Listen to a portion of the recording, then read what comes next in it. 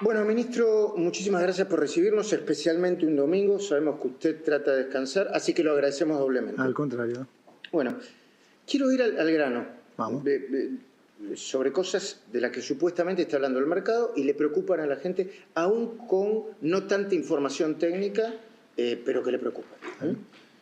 ¿Por qué usted, y el presidente también creo que lo ha dicho, dice que no hay suficientes pesos para correr al dólar, para que haya una corrida, y hacerlo subir considerablemente, y al mismo tiempo en las últimas jornadas, creo que 10 jornadas, el Banco Central gastó 1.700 millones de dólares, entiendo que para tratar de contenerlo? ¿Por qué? Una diferencia importante ahí. No gastó 1.700 millones conteniendo al dólar. Eso es lo que se gasta entre la diferencia de lo que se llama el mercado único y libre de cambios. O sea, está obligado el Banco Central. Si hay más exportaciones que importaciones, el Banco Central compra, como compramos 25.000 millones de dólares en los últimos 14 meses. En los últimos 10 días, no es que estamos interviniendo, es que hay más, digamos, importaciones que exportaciones. Esto sabíamos perfecto que iba a pasar. Perdón, y hay más importaciones que exportaciones porque los que exportan prefieren hacerlo cuando tengan el panorama más claro y se sepa el acuerdo con el fondo, y los importadores quieren importar más rápido. Sí, también hubo un reacomodamiento de portafolio de bancos, las dos cosas, pero es algo, digamos, que esperábamos. Reacomodamiento de portafolio de bancos. Sí, también, pero es algo que esperábamos absolutamente, porque con la ley nueva Guzmán, yo se lo dije al fondo, se lo dije al presidente, o sea, ya sabíamos todos que iba a pasar. Obviamente, a ver, perdón que lo interrumpa, no quiero precisar. La ley Guzmán es la que le impone al gobierno pasar por el Congreso antes de firmar cualquier acuerdo con el Fondo Monetario. Entonces se genera un periodo de incertidumbre entre en este caso el DNU y la aprobación del fondo, donde nosotros como funcionarios no podemos decir nada.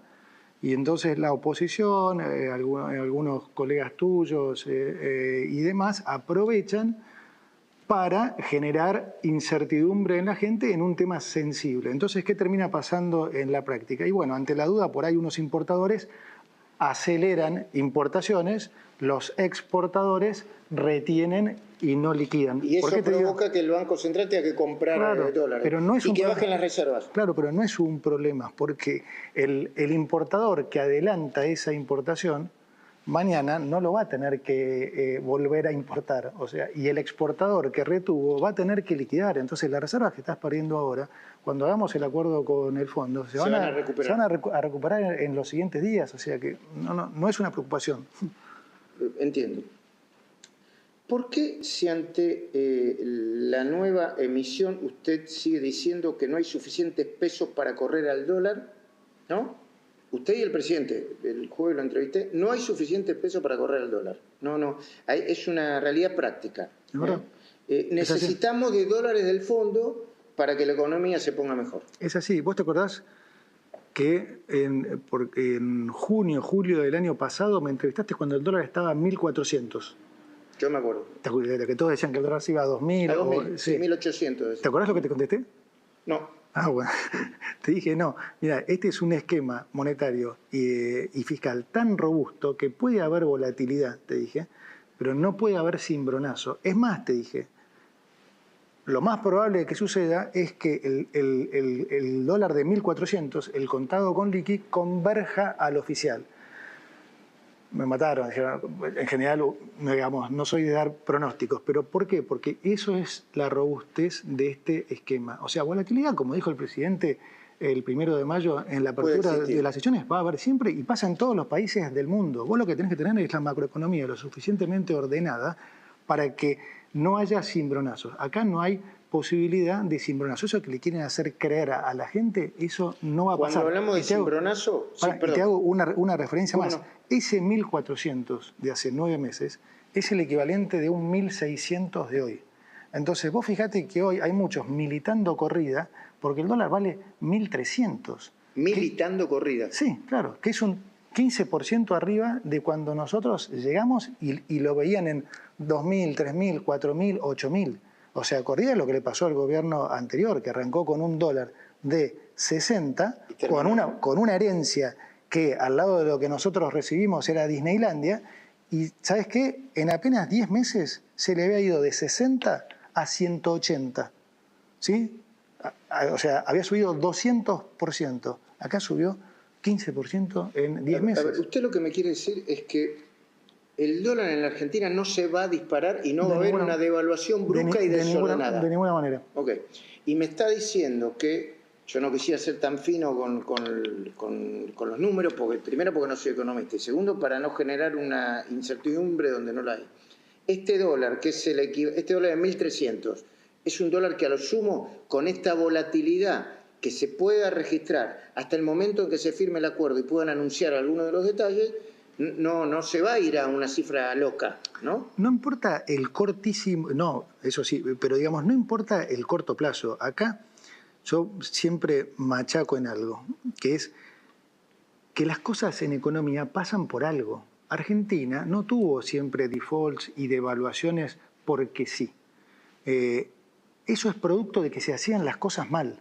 Cuando la gente dice, ya la vimos, yo insisto, no vieron nada porque esto en Argentina no se hace 120 años. Entonces, usted sigue diciendo que esto es distinto. No lo digo yo. Vienen los premios Nobel más importantes del mundo y nos piden que escribamos un libro. O sea, se está estudiando en las mejores universidades del mundo. O sea, no es que lo digo yo, lo dicen los tipos que más saben de economía en el mundo. O sea, esto que hicimos nosotros no se hizo en 120 años. Y en Argentina no lo vio absolutamente nadie. No puede pasar.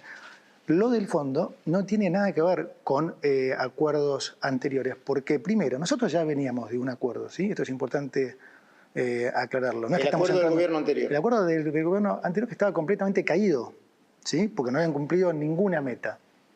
Nosotros teníamos la opción de ir a un acuerdo nuevo, ¿sí? O de seguir con ese acuerdo viejo. No hicimos ninguna de las dos. No fuimos a un acuerdo nuevo porque sabíamos que si le decíamos al fondo lo que queríamos hacer, que de hecho lo hicimos, obviamente iban a dudar de que eso era posible, como dudaban. Decían, no, no van a poder mantener un equilibrio fiscal, van a poner tasa de interés real negativa, no, eso se les va a ir al dólar. Entonces, como sabíamos que no los íbamos a convencer para que nos pudieran dar nueva plata y recapitalizar al Banco Central, ¿qué hicieron? Estaba la otra opción, que era revivir el programa viejo. Ahora, el programa viejo, las metas que tenía, nos llevaban a una hiperinflación igual. Entonces, nosotros nos pusimos metas mucho más fuertes, mucho más ambiciosas. Este es un programa que habíamos diseñado estando en el sector privado y lo llevamos a la práctica desde el primer día. Perdón, ministro, usted dice, y la propuesta es ir a este acuerdo con equilibrio fiscal, eso, o con superávit fiscal. Claro, te digo lo que terminó. ¿Qué distinto sería? ¿Qué fue lo que pasó en la práctica? Nosotros llevamos a la práctica nuestro propio programa y le fuimos mostrando al fondo y al mundo que teníamos razón, que todos los que pensaban que era imposible que mantuviéramos el equilibrio fiscal era posible, que bajáramos la inflación era posible, que no devaluáramos era posible. Entonces, para septiembre-octubre le dijimos al fondo, nosotros podemos continuar con nuestro programa o ustedes pueden subirse, darnos una mano y, digamos, acelerar el proceso este. La continuidad, si nosotros hubiéramos seguido por nuestra cuenta, hubiera sido como hasta ahora, ir recomprando reservas para capitalizar al Banco Central gradualmente. Siendo al fondo, la diferencia está en que ahora... Lo hacer más rápido. Claro, en que lo hacemos más rápido. Ahora no es deuda nueva. Estamos reemplazando lo que hizo el kirchnerismo allá por el 2011, 12, 13, 14, que emitía letras intransferibles, ¿sí? Para sacarle los dólares al Banco Central, ¿sí? Entonces vos tenés el banco... Y le devolvía papelitos y le mandaba papelitos. Le daba un papelito que decía una letra intransferible, que el Banco Central no la puede monetizar, es intransferible, o sea, no puede hacer nada con eso. Y cómo quedaba el balance en ese momento y a posteriori del Banco Central. El balance del Banco Central es importante entenderlo porque los pesos que el Banco Central emite es la deuda con la gente, ¿sí? Como diría bien el profesor de Pablo, cumplir con ese compromiso es un tema moral. Y eso es lo que la política despreció siempre. Entonces, ¿qué hizo el kirchnerismo en su momento? Le sacaba el respaldo a esos pesos. Le sacaba todos los dólares. Se les llevó 120.000 millones de dólares. A ellos que les gusta medirlo en términos de acuerdo con el fondo, le sacaron 3 acuerdos con el fondo. y por otro lado, como tenía déficit, emitía pesos a mansalva. Entonces cada vez había más deuda y cada vez había menos respaldo. Al punto que cuando llegamos nosotros, había casi cuatro bases monetarias en pasivos, había una sobreabundancia de pesos única, imprimieron 13 puntos de producto en el último año, y ya no es que no había reservas en el Banco Central, había reservas negativas. Entiendo. Y además debíamos 40.000 millones, el Central debía 40.000 millones de dólares a importadores. Entonces, lo que es importante entender es que ¿por qué hay que recapitalizar al Banco Central? Porque ese es el respaldo contra la deuda. Para hacer más fuerte el peso. Claro, vos tenés pesos, vos querés, o sea, sentido común, vos tenés pesos.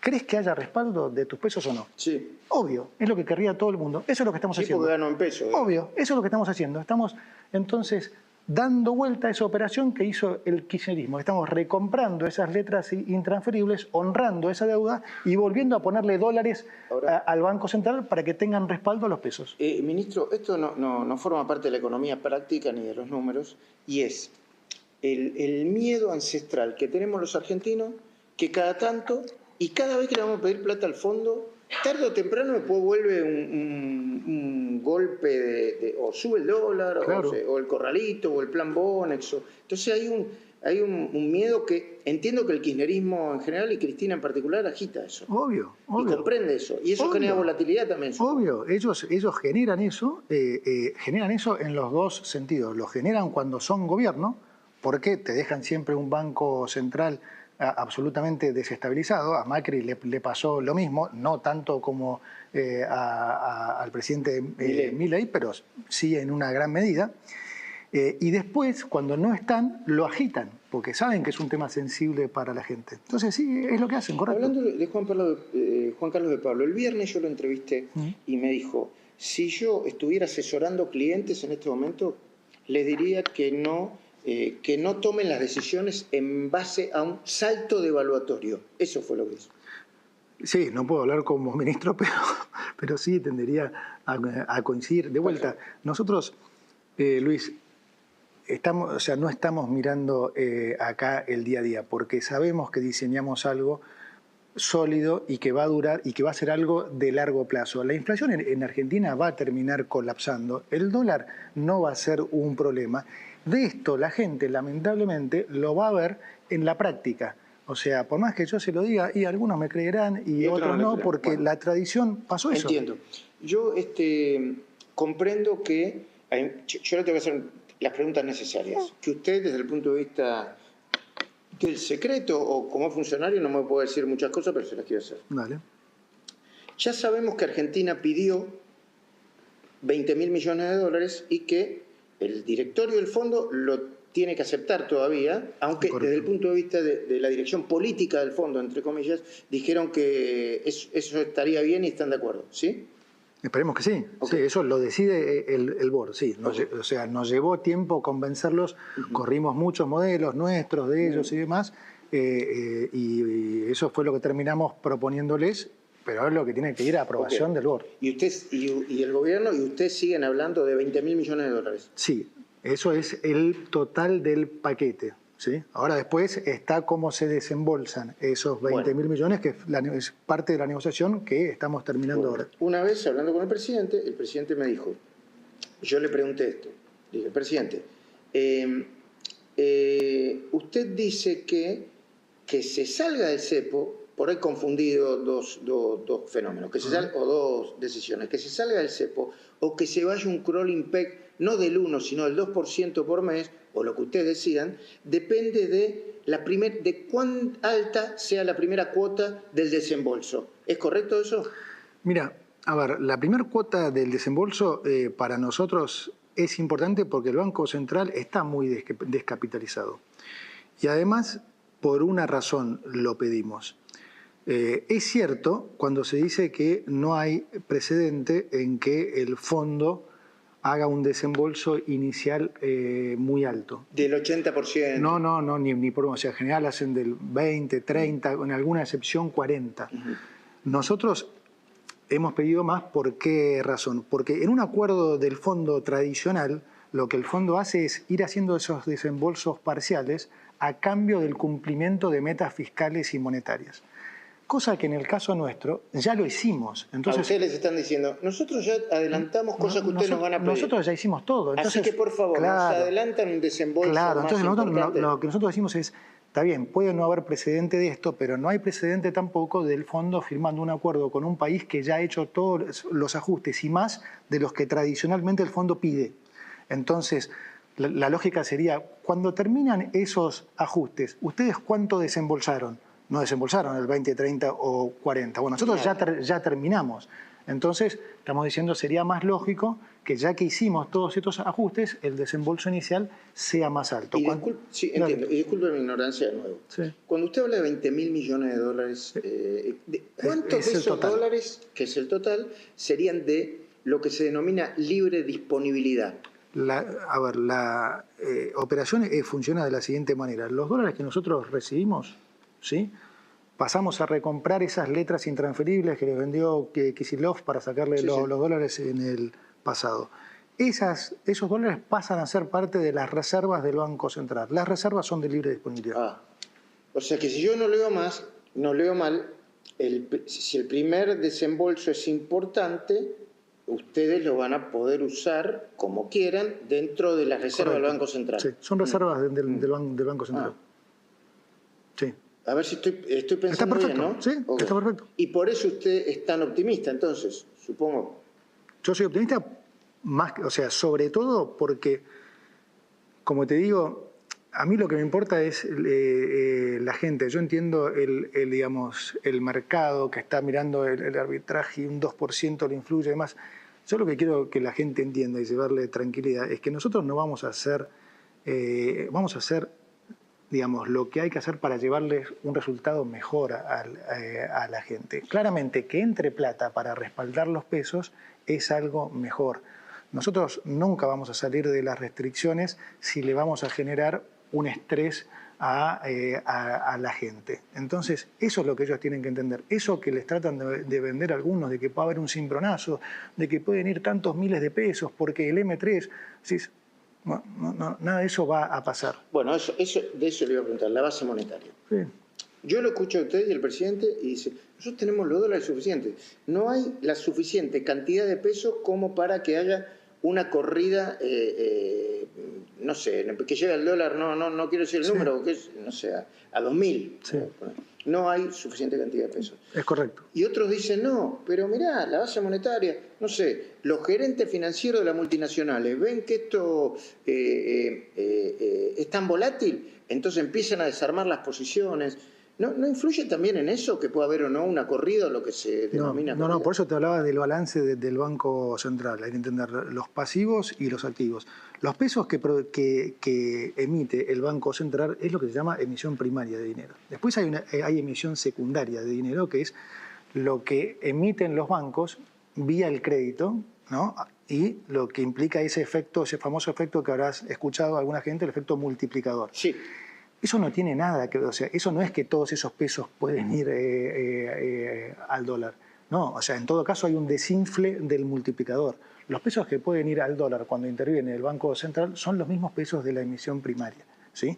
Entonces, como fue tomando el ejemplo, por ejemplo, de la convertibilidad, hoy, digamos, alguno me decía, digamos, esto sería como una especie de neoconvertibilidad, porque ustedes están diciendo que ahora va a haber respaldo para... No, va a haber sobre respaldo. Si uno toma el tipo de cambio equivalente de la cantidad de dólares que va a haber versus la base monetaria, el tipo de cambio de cobertura es de 600. Si tomamos la base amplia... ¿Habría un dólar hoy de...? Claro, de 600. Okay. Sí, no es que habría, podría haber. Okay. O sea, sobra cobertura. ¿Y si se toma la base amplia con el dólar? De 950. Es decir, nunca hubo tanta cobertura, ninguna generación como nosotros vivió nunca un nivel de cobertura de la deuda de pesos como la que va a haber ahora en el Banco Central, con un agregado fundamental, que es, además, ahora no hay más emisión de pesos, no hay déficit y no hay emisión por pasivos remunerados. Que no haya déficit es la gran diferencia con la convertibilidad. La convertibilidad cayó porque hubo déficit. Esa es la razón. Conceptualmente, un currency board, como se dice, puede durar una convertibilidad, puede durar ad infinitum. no está mal. Si hay equilibrio fiscal. Obvio, la convertibilidad en ese sentido podría haber durado mucho más. ¿Por qué cayó la convertibilidad? Bueno, porque hubo déficit. Entiendo. Las provincias empezaron a endeudarse con los bancos a tasas impagables del 15%. Como no se podían emitir pesos, empezaron a emitir cuasimonedas y no le podían devolver la deuda a los bancos. Los bancos se habían fondeado con argendólares a 30 días, entonces no podían devolver los depósitos. Entiendo. Entonces, por esa es la razón por la que cayó. Ahora tenemos sobrecobertura con respecto a la convertibilidad, pero además tenemos superávit fiscal. Es decir, nosotros cada mes no solo no inyectamos pesos, sino que absorbemos monetaria pesos. primaria. Okay. Exactamente. Bueno, primera parte de la nota con el ministro de Economía, Luis Caputo, está Diego Valenzuela, está Alejandro Rosichner. Yo pregunté si se entendía lo que decía el ministro y aparentemente se entiende. Yo, como no soy especialista en economía, siempre pregunto a quienes pueden tener más vínculo con la economía. Pero mientras estábamos haciendo la entrevista, escribió el presidente Javier Milei. Porque yo en una de las preguntas dije que el presidente me había dicho que dependía de cuánto fuera el primer tramo de desembolso para ver si eventualmente se cambiaba el régimen cambiario y el cloring peg pasara de 1 a 2%. Entonces me dijo, no, yo nunca dije eso, o en el sentido dije, sí, que podía cambiar el ritmo del cloring peg, pero no del 1 al 2%, sino al 0. ¿Se entiende, Diego Valenzuela, lo que quiero decir, no? Bueno, cumplo en aclarar lo que me dice el presidente sin ningún tipo de pudor, porque como no entiendo nada de economía, y es muy probable que yo lo hubiese confundido con el momento en que se sale del cepo. Del cepo vamos a hablar en la segunda parte de la entrevista, que es más breve, pero que es muy contundente y muy explicativa. Pero primera mirada, Diego. Bueno, lo que dice el ministro Caputo es que no hay espacio desde los fundamentos de la economía, con el equilibrio fiscal, la no emisión, no hay espacio para cimbronazos, para esperar el atajo de la devaluación. Obviamente hay esa ansiedad producto de que viene el acuerdo con el fondo, va a haber un dinero para sanear el Banco Central, está la expectativa de ir saliendo del cepo, pero realmente el fondo de la economía está fuerte y bueno, lo acaba de explicar el ministro, y lo peor que podemos hacer los argentinos es seguir buscando el atajo, que es devaluar para acomodar la economía. Claro. El camino es el de las reformas y el de seguir bancando fuerte el equilibrio fiscal, el equilibrio monetario, fortalecer el Banco Central y seguir bajando la inflación. Entiendo, ya está en la mayoría de los portales parte de la entrevista que hicimos con el ministro Luis Caputo. El primero, obviamente, es la home de La Nación. Pone el título. Luis Caputo, el dólar no se va a disparar de ninguna manera. El ministro de Economía advirtió que ¿me acercás el monitor, por favor? La oposición y alguna... Vos que lo tenés más cerca, Luis. Y algunos medios militan corridas bancarias y afirmó, lo hacen porque el dólar está a 1.300. Bueno, también se pregunta qué pasará con el FMI. Antes de darle la palabra unos segundos para después seguir viendo la segunda parte de la nota, yo les quiero contar lo que me contó el ministro a mí sobre lo que está pasando ahora. El ministro dice que tanto él como el presidente, como los directivos del Banco Central, le dijeron al fondo, le anticiparon que el hecho de anunciar un acuerdo con el fondo y la distancia que hay entre el anuncio y la concreción iba a generar un tipo de volatilidad por la decisión de Guzmán de que pase por el Parlamento, esa que para el ministro es una decisión no muy inteligente, una volatilidad con respecto a lo que puede pasar con el dólar, porque la oposición puede decir lo que quiere y el oficialismo que está firmando el acuerdo no puede decir lo que quiere porque es secreto y porque los detalles no se revelan para que no se anticipe al mercado. ¿Se entiende lo que quiero decir, no, Alejandro? Sí, sí. En relación con esto que vos decís de que no sos un experto en economía, que yo, posición que por supuesto comparto y que creo que compartimos la mayor parte de los mortales, ¿sí? Creo que es interesante observar que la voz más autorizada del momento, es decir, aquella que ha predicho las cosas que van a suceder, es la voz del gobierno. De todos los análisis económicos que se han hecho, el análisis o lo que ha dicho el gobierno es lo que ha terminado por suceder. Por lo tanto, creo que eso es un factor para orientarse. A eso hay que agregarle que es cierto que hay una operación mandril y que hay mucha incredulidad, pero eso tiene que ver con una resistencia del argentino que no puede creer que las cosas salgan bien. Bueno, y el otro dato para mí diferenciador es que Caputo no habla economía solamente y entiende perfectamente cómo la política influye en la economía del programa. Por eso en esta parte ustedes van a oír hablar de Cristina, de Macri y de algunas otras cosas. Incluso el gesto que hizo el ministro de Economía, mañana seguramente va a ser tendencia, si no va a ser tendencia dentro de 5 minutos. Véanlo ustedes, yo en el momento que lo hizo no me di cuenta qué era lo que quería decir, pero seguramente la mayoría de los televidentes se van a dar cuenta. Ponelo. El presidente me dijo en la radio el jueves, efectivamente el ritmo de la desaceleración inflacionaria se detuvo, se hizo más lento y probablemente en abril no podamos empezar con un índice, no podemos presentar un índice que empiece con 1, como producto de la volatilidad política que generaron, no sé, algunos políticos. Sí, la volatilidad política definitivamente no ayudó. Por esto que bien decías vos, porque también hay una parte de seteo de expectativas. Entonces, si le hacen creer a los comerciantes y a la gente que acá puede haber un cimbronazo y demás, bueno, alguno por ahí pícaramente o por cobertura o porque genuinamente tiene temor o algo, puede hacer eso. Ahora, la verdad que cuánto va a ser el índice de abril, ninguno de nosotros puede saberlo, pero no importa si es abril, mayo, junio, o sea, acá lo que los argentinos pueden estar tranquilos, la inflación va a colapsar, es un tema de tiempo, porque cuando vos haces las cosas bien,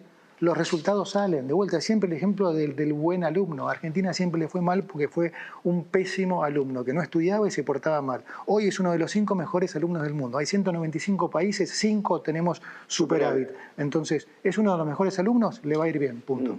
Mauricio Macri hizo otro diagnóstico. Dijo que la falta de apego institucional de este gobierno puede estar impactando en el programa económico. ¿Usted qué piensa de eso? No creo. No. Eso es justamente una de las mejores cosas que hemos logrado. Es un clásico en Argentina que te ataquen políticamente y que eso termine repercutiendo en lo económico. Ahora, repercutía en lo económico porque vos tenías una macroeconomía desordenada.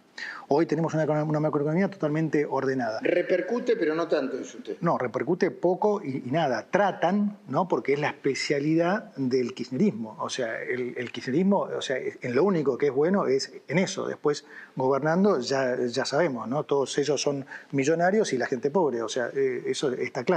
Entonces, ahora, tratando de desestabilizar, es lo único que saben hacer. Entonces, tratan de jorobar políticamente. Cada vez les cuesta más porque justamente al estar la macroeconomía sana, esa es la solidez, como que tenemos mucho más, como si vos tuvieras las defensas bajas. Un virusito te joroba. Exacto, ahora no. A propósito, Cristina dijo, Toto Caputo, el gran estafador serial de dólares ajenos. ¿Conoces el gesto? No. ¿Qué sería? Más los jóvenes sí. ¿Qué dicen? No importa nada, yo se me pongo y me sale por el otro. Pero te juro que no estoy hinchando. Perdón, en el graph no se puede poner el gesto, así que dígame qué significa eso. Bueno, mira, yo empiezo a creer que la inteligencia artificial es un fenómeno, porque ni siquiera me llegan los tweets de la ex presidenta. No la tengo bloqueada, no la tengo silenciada, y es como si ¿cómo se dice? El algoritmo supiera que no me importa. O sea, ni me llegan.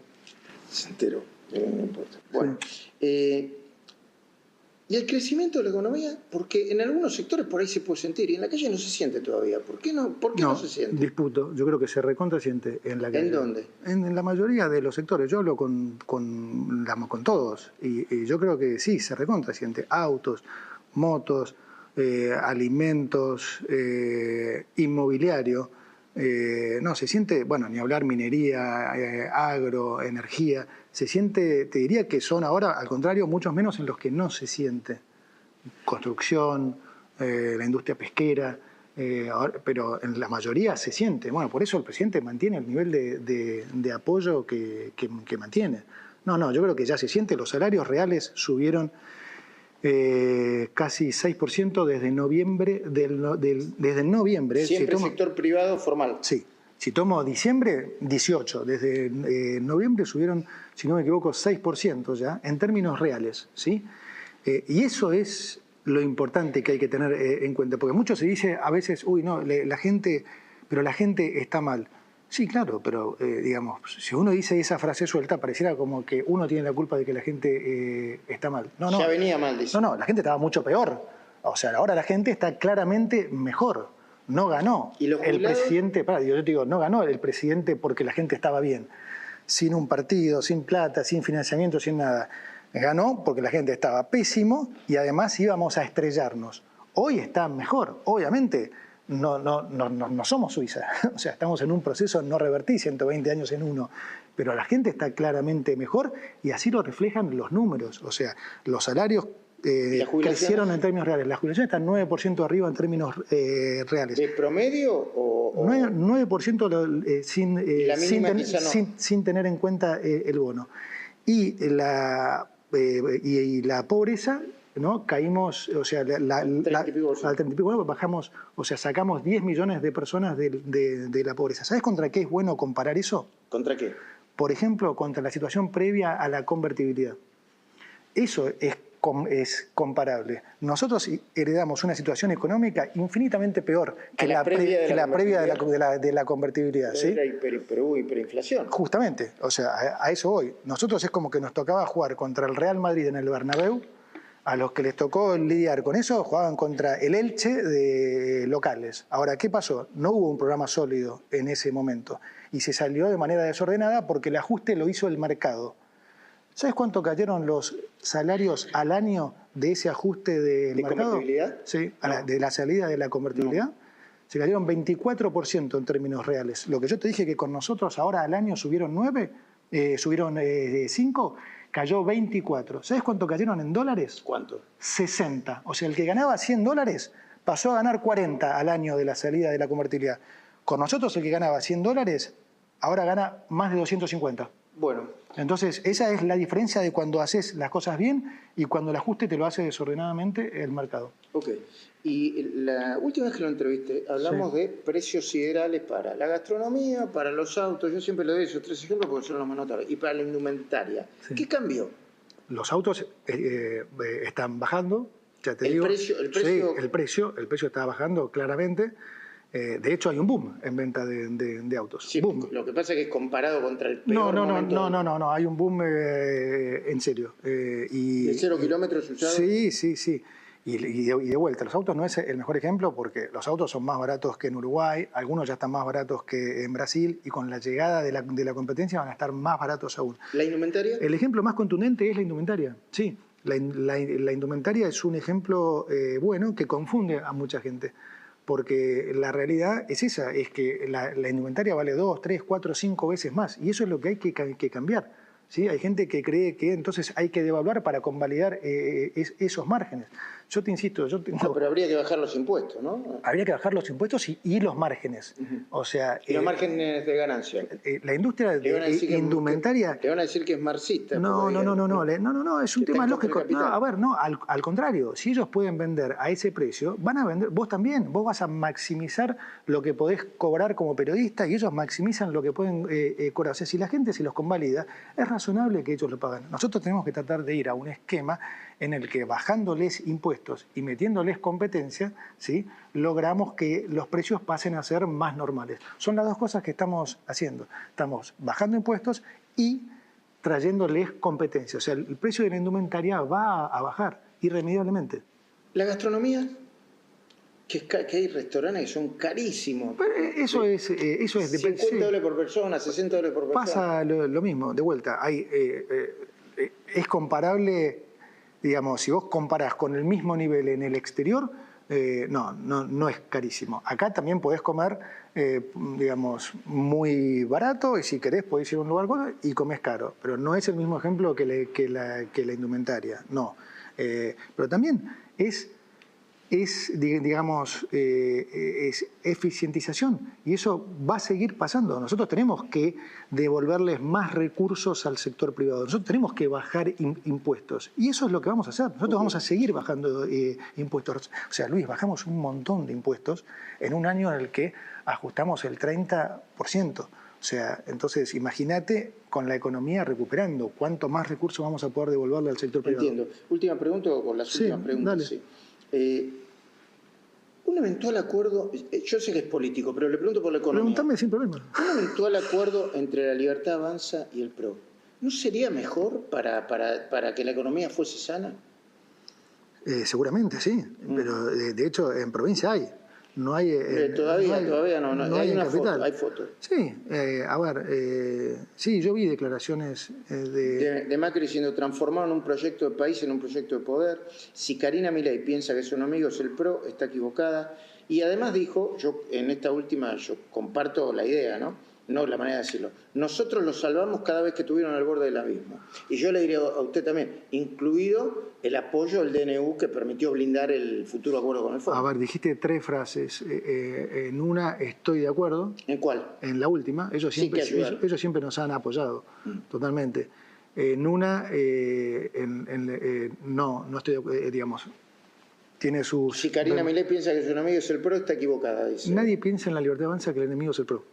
O sea, nadie. Si Mauricio tiene esa impresión, no, en eso está errado. No, nadie piensa que el PRO es un enemigo ni de casualidad, ni cerca. Lo de construir un proyecto de poder, ahí es donde disiento. No, yo como veo un proyecto de poder es alguien que se quiere perpetuar en el poder. El presidente no tiene ninguna intención de perpetuarse en el poder, ni nadie de los que estamos acá tiene ninguna intención de eso. Si esa frase implica querer cambiar la política, no, ahí yo te digo que sí, claro, yo creo en eso. Yo el día que me vaya quiero que haya una renovación política. Okay. Ese cuento de que es importante hacer política y los políticos de raza y demás, hace 40 años que tenemos políticos de raza, son todos multimillonarios, no le cortás la cabeza a ninguno por menos de $100 millones y la gente es pobre. Entonces, yo no quiero eso, yo quiero al contrario reemplazar toda esa gente por jóvenes sanos, conducidos por políticos sanos. Pero eso no es un esquema de poder, eso es a lo que debiéramos aspirar todos. Y la última, el presidente cuando dice que están afectando al gobierno, lo quieren golpear, mete a los conochantas, le dice él, mandriles, a la política, al kirchnerismo, nombró a los 3 pesos pesados del kirchnerismo, Cristina Massa y Axel Kicillof, y también algunos medios que acompañan eso, y alguna gente honestamente piensa que este gobierno no quiere, va por el lado que no quiere ir. ¿Cuánto de eso está afectando a la economía hoy, real? Mirá, yo creo que los que piensan genuinamente eso son los menos. Y es una obviedad, porque que estamos mucho mejor que lo que recibimos es una obviedad, y que estamos infinitamente mejor de donde la gente creía que íbamos a estar también es una obviedad. Por lo tanto, por definición, la gente debiera estar más contenta, con más esperanza, y por eso es que la gente apoya. Ahora, también es totalmente cierto lo que dice el presidente con respecto a la política, con respecto al periodismo y con respecto a algunos empresarios y economistas. Y te digo lo que pienso yo. Sí. O sea, es un tema de plata. O sea, cuando robaron tanto, cuando tienen tanta plata, ¿sí? Hay plata para comprar a gente para que diga lo que vos quieras que digas. Y además, te voy a decir algo peor, eso se va incluso normalizando. ¿Sí? A ver, ¿cómo sería eso? Los políticos de vuelta son multimillonarios, ¿sí? Son empresarios. Aún hasta los giles esos que juegan a la Play, ¿viste? Que la gente cree que son giles. No. Sí. O sea, está hablando de Máximo Kirchner. No importa de quién. O sea, son todos empresarios y son multimillonarios. ¿Vos te crees que esos tipos llegan a su casa y se sienten mal? O sea, normalizaron eso en la política. Eso les parece normal. El periodismo también. Los colegas tuyos ensobrados, que son muchísimos, ¿sí?